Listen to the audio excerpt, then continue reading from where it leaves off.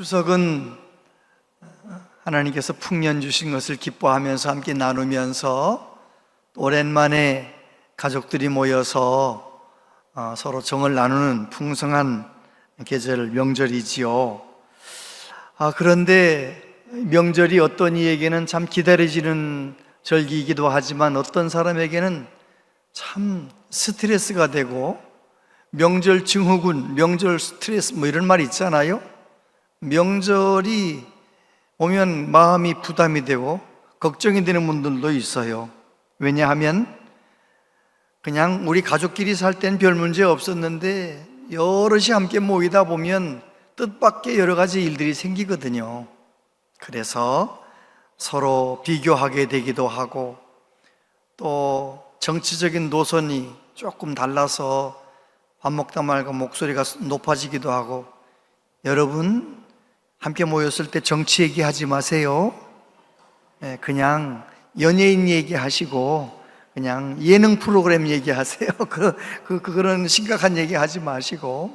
그래요. 아무튼 그래서 경제적으로 부담되기도 하고 여러 가지로 어르신들 만나려면 또 이번엔 무슨 말씀을 들어야 할까 걱정이 되기도 하고, 그런데 그 모든 갈등과 모든 어려움들을 다 극복해내고 저와 여러분들은 감사와 사랑이 가득한 명절 보낼 수 있게 되기를 바랍니다.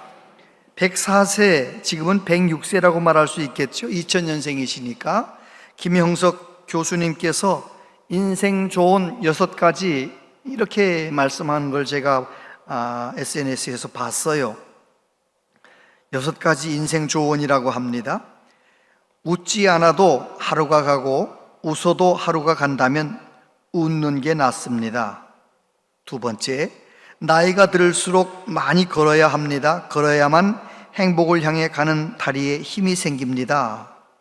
3번째, 100년을 살아보니 고생이 있는 행복이 제일 큰 행복이고 고생의 짐을 질 줄 아는 사람이 인생을 알게 되는 것 같아요. 그래서 사랑이 있는 고생이 인생이라고 나는 믿고 있어요. 4번째, 90세 이전에는 늙었다고 생각하지 마세요.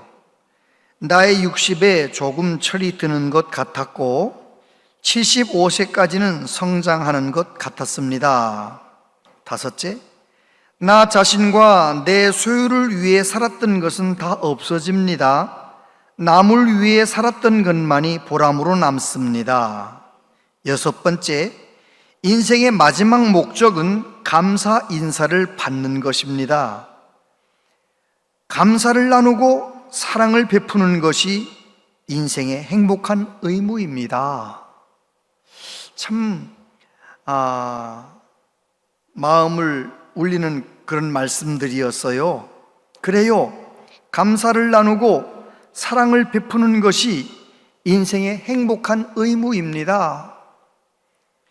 여러분, 하나님께서 우리 사람을 만드실 때 맨 처음 하나님, 사랑이신 하나님을 닮아 사랑하는 존재로 만드셨습니다. 우주 만물을 창조하시고 매일매일 보시기에 좋았더라 그렇게 말씀하셨던 하나님께서 사람을 창조하시고 보시기에 심히 좋았더라. 왜 그러셨을까요? 사람은 사랑하는 존재, 타락하기 전 아담 하와는 사랑하는 존재, 서로 사랑하지요. 하나님의 사랑으로 모든 만물을 다스리고 리더십을 발휘하는 그 아름다운 모습, 그 사람 아래에서 함께 다 질서정연하게 살아가는 모든 것을 볼 때 하나님 보시기에 심히 좋았더라라고 말씀하십니다. 여러분, 우리는 서로 사랑할 때 행복한 것입니다. 예수님을 믿고 하나님의 자녀가 된 우리들, 하나님의 사랑을 경험한 저와 여러분들이 교회에서나 가정 안에서 세상 속에서 주님의 사랑으로 서로 사랑하며 살아가는 모습을 하나님 보실 때 보시기에 심히 좋구나라고 말씀하실 줄로 믿습니다. 세상을 떠나기 전에 이제 호스피스 병동에 계신 분들이 계시잖아요. 호스피스 병원에서 의사로 1000번 사망 선고를 하셨던 의사 선생님이 그런 이야기를 하셨어요. 보통 호스피스 병원에는 한 달 전, 2달 전 병원에서 방법이 없으니까 마지막 고통당하지 않고 돌아가시라고 호스피스 병원에 들어오는 거예요. 그래서 고통 없이 돌아가실 수 있도록 도와드리는 거죠. 이야기도 도와드리고 최선의 것을 다해드리는 거예요. 며칠 있으면 돌아가실 분인데 난 평생 소원이 음악회 한번 가는 거예요. 그럼 또 어떻게 해서든지 음악회를 또 모시고 가는 거예요. 그렇게 이제 살다가 돌아가시면 사망하셨습니다 하고 가족들 앞에 선고를 1000번이나 했던 그 의사 선생님이 그런 말씀을 하세요. 내가 호스피스 병원에서 일하면서 많은 분들에게 인생을 배웁니다. 거기에 들어온 사람들은 어떻게 태어났고 어떻게 자라났으며 어떻게 잘 될 때도 있었고 어려울 때도 있었고 그리고 어떻게 병에 들어서 여기 왔는지를 쭉 얘기를 해준답니다. 말할 기운이 있는 분들은 얘기를 해주는 거예요. 그러면서 거의 대부분의 어른들이 사랑하지 못한 것에 대한 후회를 한다는 거예요. 내가 사랑하는 사람한테 고맙다고 말 못한 것도 후회가 되고, 내가 정말 사람을 이렇게 죽을 건데 용서 좀 할 걸 용서하지 못한 것을 후회하고, 남자들 중에는 이렇게 죽을 건데 너무 직장 생활에 매여가지고 가족들하고 시간도 못 보내고 일평생 일만 하다가 이렇게 죽는군요. 후회한다는 거예요. 다시 말해서 사랑하지 못했던 것을 후회한다는 거예요. 여러분, 왜 그럴까요? 사람은 사랑하는 존재로 창조하셨어요. 예수님 믿고 하나님의 자녀가 된 저와 여러분들이 이번 명절에, 아니 다른 평상시에도 늘 하나님의 사랑을 공급받고 하나님의 사랑으로 서로 사랑하며 살아가는 저와 여러분들 되시기를 축복합니다. 사랑의 사도라고 불리우는 요한 사도가 오늘 말씀을 통하여 이렇게 말씀합니다. 하나님은 사랑이시다. 우리는 하나님께 속한 사람들이다. 하나님께서 보여주신 그 사랑으로 사랑할 수 있다. 우리가 서로 사랑하면 하나님의 사랑이 우리를 통해 나타나게 될 것이다. 그렇게 말하고 있습니다. 첫 번째, 하나님은 사랑이시다. 7절과 8절 여러분이 같이 한번 읽어보세요. 시작. 사랑하는 자들아, 우리가 서로 사랑하자. 하나님은 사랑하는 자마다 하나님으로부터 나서 하나님을 알고, 사랑하지 아니하는 자는 하나님을 알지 못하나니 이는 하나님은 사랑이심이라. 아멘. 저와 여러분들은 예수님을 나의 구주로 믿고 거듭난 사람, 하나님께로부터 난 사람들이에요. 하나님께 속한 사람들이에요. 그런데 우리가 믿고 섬기는 하나님, 우리가 아버지라 부르는 그 하나님은 어떤 하나님인가? 하나님은 사랑이시라는 거예요. 우리 아버지 하나님이 사랑이시기 때문에 그 사랑을 받은 우리들이 서로 사랑할 수 있다라는 것입니다. 예수님 마지막 설교에서 새 계명을 주셨습니다. 새 계명을 너희에게 주노니 서로 사랑하라. 내가 너희를 사랑한 것 같이 너희도 서로 사랑하라. 너희가 서로 사랑하면 이로써 모든 사람이 너희가 내 제자인 줄 알리라. 그렇습니다. 우리가 서로 사랑하며 사는 삶은 내가 해도 되고 안 해도 되는 것이 아닙니다. 반드시 지켜야 할 하나님의 명령입니다. 예수님이 우리에게 남겨주신 새 계명입니다. 그 새 계명을 붙잡고 순종하면서 사랑하며 사는 삶, 그것이 바로 저와 여러분들이 살아가야 할 삶이라는 것이죠. 요한일서 2장 5절에 보면 누구든지 그의 말씀을 지키는 자는 하나님의 사랑이 참으로 그 속에서 온전하게 되었나니 이로써 우리가 그의 안에 있는 줄을 아노라. 요한 사도는 계속 말합니다. 예수님께서 말씀하신 대로 서로 사랑하면, 그 말씀에 순종해서 서로 사랑하면 하나님의 사랑이 온전하게 된다는 것입니다. 그리고 우리가 하나님에게 속한 것, 우리가 하나님 안에 있는 것을 알게 된다라고 말하고 있습니다. 나침반의 N극은 항상 북쪽을 향하여 서게 됩니다. 아무리 돌려서 다른 방향으로 가게 만들어도 N극은 어디로 가요? 북쪽을 가리키는 거예요. 왜 그럴까요? 그게 나침반이에요. 저와 여러분들은 하나님의 자녀들이에요. 예수님 믿고 하나님을 아버지라 부르는 사람들이에요. 그래서 저와 여러분들은 하나님의 사랑을 그대로 마음에 새기고 우리에게 가득 받아서 그 사랑으로 서로 사랑하며 살아가는 것, 그것이 정상이라는 것입니다. 여러분, 이번 명절에도 우리는 가족들을 만날 것입니다. 여러분, 지난 구정 때 만났던 좀 약간 내가 듣기 거북한 말씀을 자꾸 하는 부모님들 6개월 동안 7개월 동안 바뀌었을까요?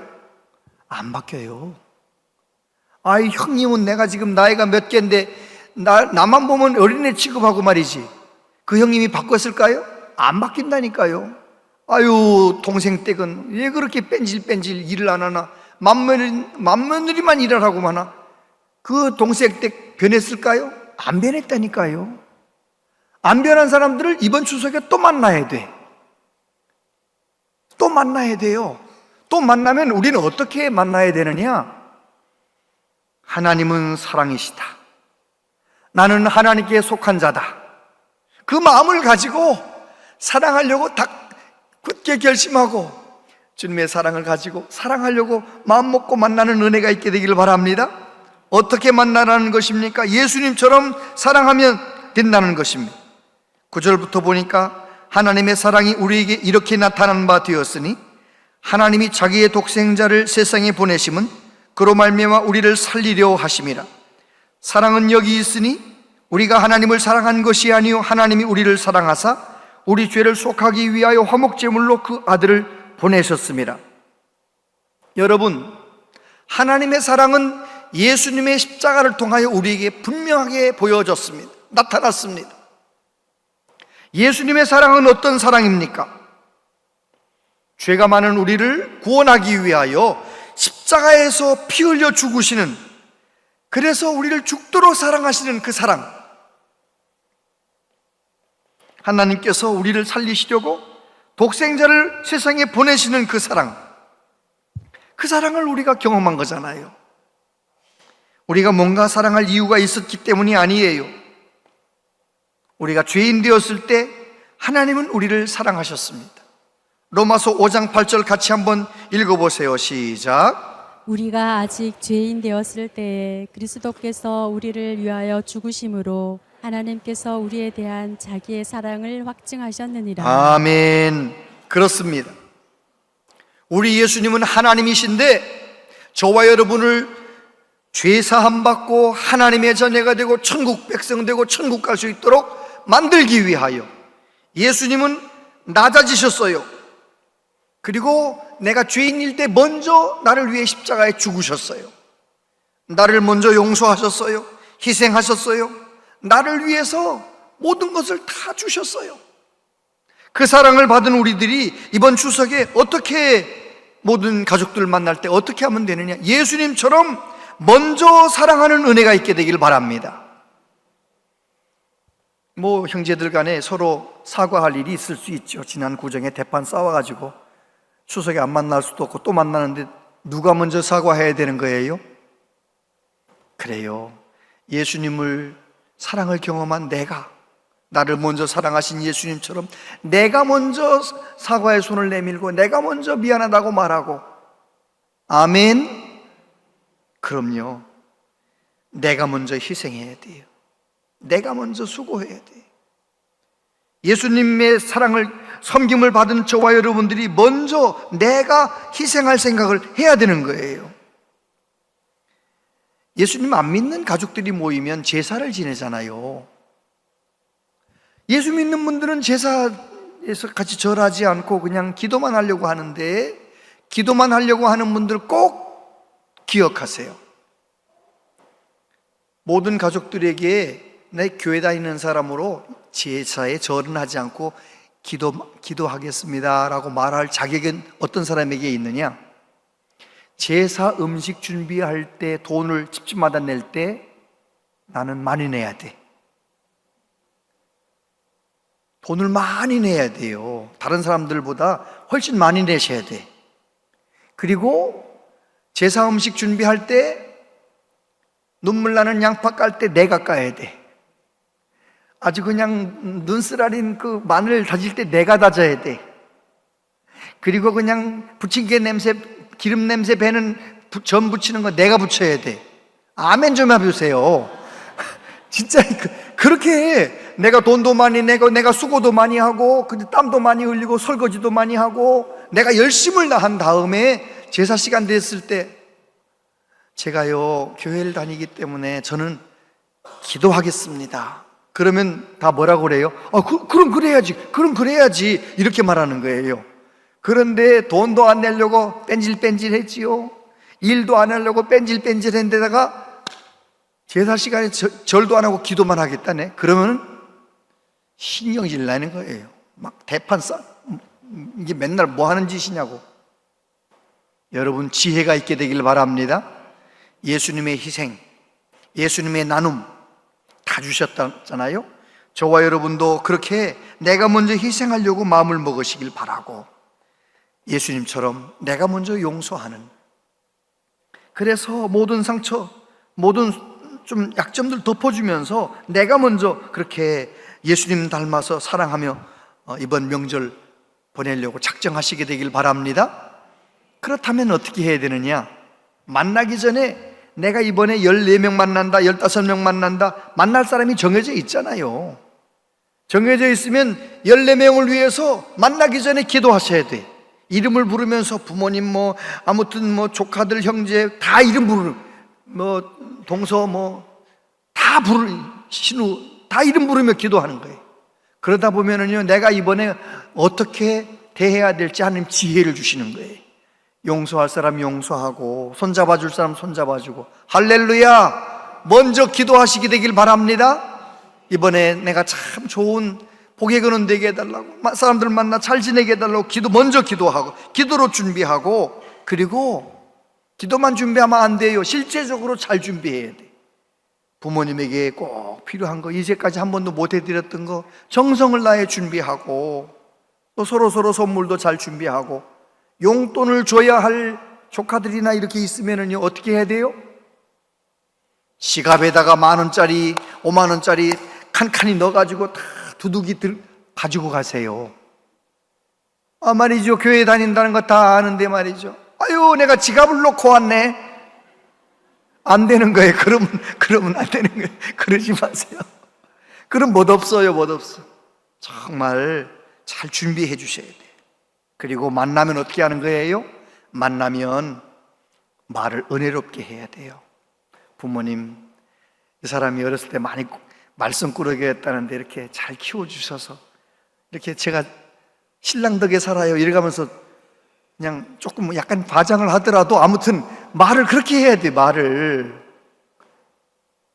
또 만약에 장인 장모님한테 가면은요 아유 예쁜 데다가 착하기까지 해요 이래가면서 말을 그렇게 해야 돼. 말을 내가 다 그렇게 생각하진 않고 조금은 섭섭한 게 있어도 좋은 것만 막 덕스럽게 은혜스럽게 말하게 되길 바랍니다. 그러면요 어르신들은요 구정 때까지 그 말을 기억하시는 거예요. 그래 내 사위가 와가지고 내 아들이 와가지고 내 며느리가 와가지고 그렇게 고맙다고 인사했지. 여러분 늘 덕스럽게 말하고 손 아래 사람들 격려해주고 용기 주고, 언제 결혼할 거냐고 그런 거 물어보지도 말아요. 본인이 제일 어려워요 지금. 그런 얘기 물어보지 말고 그냥 얼마나 직장생활하기가 힘드냐고, 아유 40 넘어서면 몸도 조금씩 아파지는데 아픈 데는 없느냐고, 그런 거나 그냥 물어보고 공감이나 해주고. 여러분 예수님처럼 사랑하며 사랑을 실천하시게 되기를 바랍니다. 오늘 말씀해 보면 사랑에 실천하고 사랑의 행동을 하면 열매를 맺는다는 거예요. 11절에 보니까 사랑하는 자들아 하나님이 이같이 우리를 사랑하셨은즉 우리도 서로 사랑하는 것이 마땅하도다. 어느 때나 하나님을 본 사람이 없으되 만일 우리가 서로 사랑하면 하나님이 우리 안에 거하시고 그의 사랑이 우리 안에 온전히 이루어지느니라. 할렐루야. 하나님의 사랑을 받았습니까? 예수님의 사랑을 경험했습니까? 그렇다면 우리는 그 사랑으로 서로 사랑하는 것이 마땅하다는 것입니다.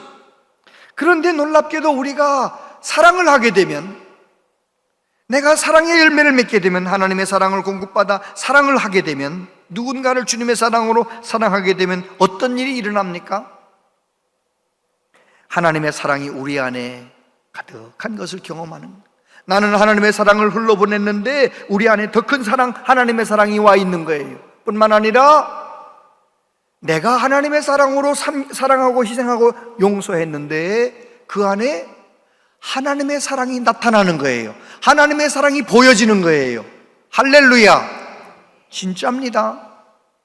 내가 주님의 사랑으로 성령 충만해서 내가 모이는 가족들에게 주님의 사랑으로 사랑하고 희생하고 나누고 베풀고 그랬는데, 예수님 안 믿는 사람들이 하나님을 내 삶을 통해 보게 되는 거예요.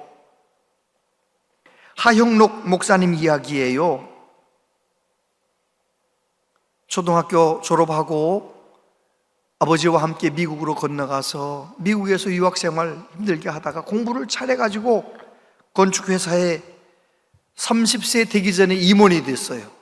승승장구. 얼마나 좋은 일만 남은 것 같았는데 세상에 1991년 32살 때 고속도로 운전하고 가다가 졸도한 거예요. 깨보니까 양쪽에 자동차가 쌩쌩 달려가는 고속도로 한복판이. 그래가지고 병원에 가서 검사해 보니까 심실빈맥증이라고. 심장병은 심장병인데 어떤 심장병이냐, 한 번 뛰기 시작하면 멈추지 않고 빠르게 뛰는 거예요. 심장이 계속 빠르게 뛰면 어떻게 됩니까? 터질 듯 빠르게 뛰면 나중에는 졸도하는 거예요. 그러다가 심장마비로 죽는 거예요. 어떻게 하면 좋습니까? 그래가지고 병원에서 혹시 페이스메이커를 달면 괜찮아질까 해서 페이스메이커를 심었는데도 여전히 그런 거예요. 방법은 딱 한 가지, 심장 이식 수술밖에 없던 거예요. 그래서 병원에서 입원해가지고 2년 동안 뭘 기다려요? 심장을 기다려. 나한테 맞는 심장을 기다려. 심장을 기다리는데 얼마나 고비도 넘기면서 왜 이렇게 심장이 안 오나 기다리는데, 심장 기다리면서 목사님 아들 믿음 좋은 하영록 목사님이 뭐 했겠어요? 병원에서 2년 동안 성경 말씀을 읽고 또 읽는데 은혜 받고 하는데 어떤 말씀이 마음에 와서 딱 부딪혔냐면, 내 이웃을 내 몸같이 사랑하라. 이 말씀이 내 마음에 확 와서 부딪혀가지고요, 하나님 앞에, 하나님 저 살려주시면 이 말씀대로 살겠습니다. 기도를 하고 결단을 하고 또 그 말씀 붙잡고 결단하고 그러던 어느 날, 이제 만약에 심장이 없으면 한 달쯤 후면 죽는데, 한 달 전에 뭐가 왔어요? 의사 선생님이 들어왔다. 드디어 왔다고. 당신하고 딱 맞는 심장, 건강한 심장이 왔다고.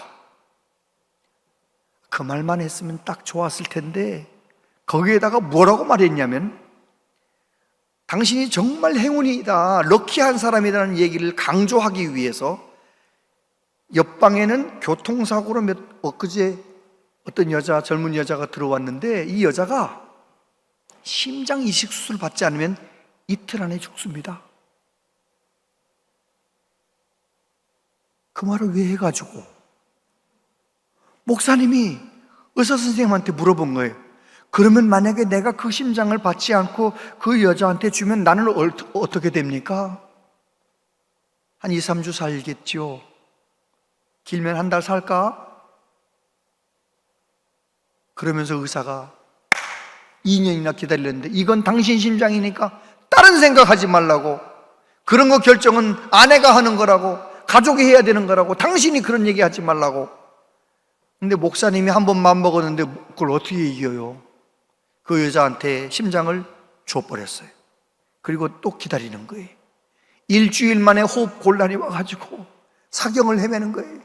병원에서는 그 스토리가 다 퍼졌기 때문에 어떻게든지 이 팀을 살리자, 이 하영록 팀 살리자 해가지고 온갖 수소문을 해가지고 드디어 심장이 하나 오기는 왔는데, 어떤 심장이 왔느냐? 알코올 중독자 다 고장난 심장이 하나 왔어요. 그거라도 이식을 받아야 되니까 이식을 받았는데 6년 있다가 또 심장 수술 이식을 받고, 그렇게 해서 한 20몇 년 살았는데 또 심장에 문제가 생겼어요. 미국은 법적으로 대통령 아니라 누구라도 심장 이식 수술은 2번 이상은 받을 수가 없어요. 그런데 한 번 더 받을 기회가 주어졌는데 왜 그런 거예요? 건강한 심장을 보지도 못한, 만난 적도 없는 여자한테 양보했던 이 스토리가 있기 때문에 한 번 더 수술 받을 수 있는 기회가 주어져서 작년 성탄절까지 68세인가? 우리나라 나이로 68세인가까지 잘 사셨어요. 하나님께서 그분의 건축회사를 복 주셔가지고, 팀하스라는 건축회사를 복 주셔가지고 미국 동부에서 최고로, 미국 전국에서는 100대 기업, 100대 건축회사로 세워지기도 했고요. 오바마 대통령 건축 분야의 자문위원으로 쓰임받기도 하고요. 전 세계 다니면서 하나님의 살아계심을 증거하는 말씀도 전하고 얼마나 멋지게 충성했는지 몰라요. 그분이 이런 말을 했습니다. 희생이 없으면 착한 일에 불과해요. 그냥 착한 일은 보통 사람 다 하는 거예요. 희생이 있어야 감동을 줘요. 착한 일은 눈물이 안 나요. 희생해야 눈물이 나는 거예요. 이웃을 사랑한다는 건 내가 주고 싶은 것을 주는 게 아니라 그들에게 필요한 것을 주는 것이에요. 이야, 하나님께서 살려주신 인생을 어떻게 살아갔느냐? 이웃을 사랑하는데, 하나님의 사랑을 실천하는데 최선을 다해 멋지게 살았던 거예요. 여러분, 저와 여러분도 하나님이 주신 그 사랑으로 서로 사랑하게 되면 우리의 삶 가운데도 놀라운 기적이 일어나게 되는 줄로 믿습니다. 게리 체프먼이라고 하는 분이 5가지의 사랑의 언어라는 책을 썼어요. 그 책에서 5가지 사랑의 언어, 인정하는 말, 함께하는 시간, 선물, 봉사, 스킨십. 어떤 사람은 인정하는 말을 들어야 사랑받는다는 생각하는 거예요. 어떤 사람은 함께하는 시간, 나하고 같이 있을 때는 스마트폰도 안 하고 텔레비전도 안 보고 내 눈 바라보면서 같이 이렇게 마음을 주고받는, 그래야 사랑받는다는 느낌을 받는 사람이 있어요. 그런가 하면 그런 건 잘 못하는데 선물을 잘 갖다 주는 사람, 그것도 사랑의 언어라는 거예요. 그 사람은 어떻게 하는 거예요? 기념일에 선물 받아야 내가 남편 사랑받고 있다고, 아내 사랑받고 있다고 생각하는 거예요. 그런가 하면 이런 거 저런 거 다 못하는데 몸으로 뭘 잘 도와줘. 봉사를 잘하는 사람. 그래가지고 그저 필요한 것 있으면 늘 눈치껏 알아서 청소도 해주고 그냥 쓰레기도 버려주고 알아서 다 몸으로, 사랑한다는 말은 평생 하지 않는데 몸으로 열심히 일하는 사람이 있어요. 그것도 사랑의 언어라는 거예요. 그런가 하면 스킨십, 늘 가까이 앉는 거 좋아하고, 내 남편이 멀리 앉아 있으면 나 사랑한다는 생각이 안 들고 자꾸 가까이 앉으려고 하고, 가까이 앉아서 자꾸 이렇게 막 만져주고 이렇게 껴안아주고 이러면 내 남편 나 사랑한다는 느낌을 받는 그런 스킨십의 언어를 사용하는 사람이 있다는 거예요. 그 책에서 하는 얘기가 뭐예요? 모든 사람은 제각각 사랑의 언어가 다르다는 거예요. 사랑의 언어가 다르기 때문에 내가 어떻게 사랑해야 되는 거예요? 그 사람에 맞게 사랑해야 되는 거예요.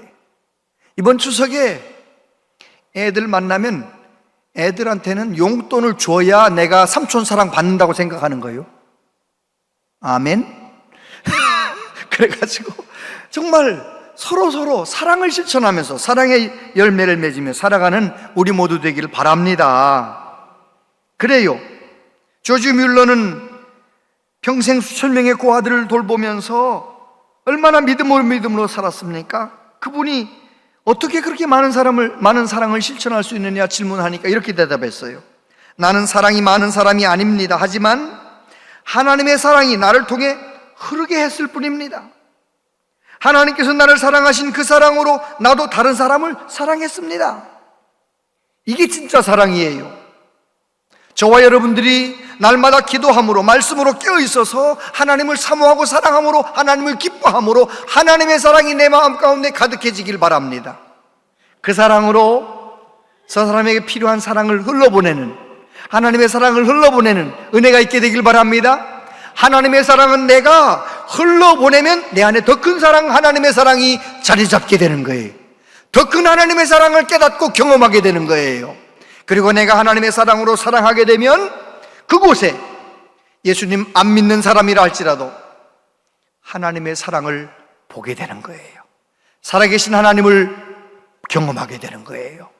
저와 여러분들이 사랑의 통로로 살아가는 은혜가 있게 되기를 바랍니다.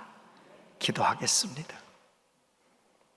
아버지 하나님, 명절을 맞이해서 거룩한 주일 하나님께 예배드립니다. 기쁨으로 먼저 예배드립니다. 주여 흠양하여 주시고 우리 모든 성도들 오늘 주신 말씀 붙잡고 주님의 사랑으로 가득 채워지고 또 가족들을 만날 때 그 사랑으로 서로 사랑함으로 기쁨과 감사와 사랑이 가득한 명절을 보낼 수 있도록 성령님 우리를 도와주시옵소서. 예수님 이름으로 기도하옵나이다. 아멘.